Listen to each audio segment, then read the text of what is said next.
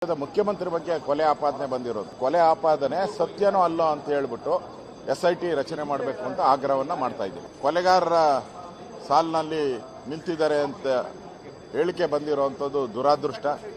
ಯಾರು ಧರ್ಮಸ್ಥಳದ ವಿಚಾರವಾಗಿ ನಿರಂತರವಾಗಿ ಅಪಚಾರ ಮಾಡ್ತಾ ಇದ್ದಾರೆ ಮತ್ತು ಧರ್ಮಸ್ಥಳದ ವಿಚಾರವಾಗಿ SIT ರಚನೆ ಮಾಡಿದ ಸರ್ಕಾರ, ಈಗ ಅದೇ ವ್ಯಕ್ತಿ ಸಿದ್ದರಾಮಯ್ಯನವರು 24 ಕೊಲೆ ಮಾಡಿದ್ದಾರೆ ಅಂತ ಹೇಳೋ ಮುಖಾಂತರ ಈ ರಾಜ್ಯದ ಮುಖ್ಯಮಂತ್ರಿಗೆ ಅವಮಾನ ಮಾಡಿದ್ದಾರೆ.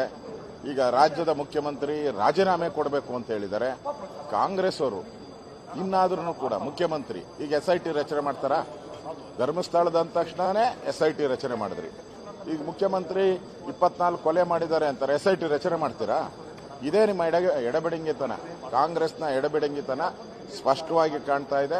ನಾನು ಆಗ್ರಹ ಮಾಡ್ತಾ ಇದ್ದೀನಿ, ಇದಕ್ಕೂ SIT ರಚನೆ ಮಾಡಬೇಕು. ಯಾಕಂದ್ರೆ ರಾಜ್ಯದ ಮುಖ್ಯಮಂತ್ರಿ ಬಗ್ಗೆ ಕೊಲೆ ಆಪಾದನೆ ಬಂದಿರೋದು.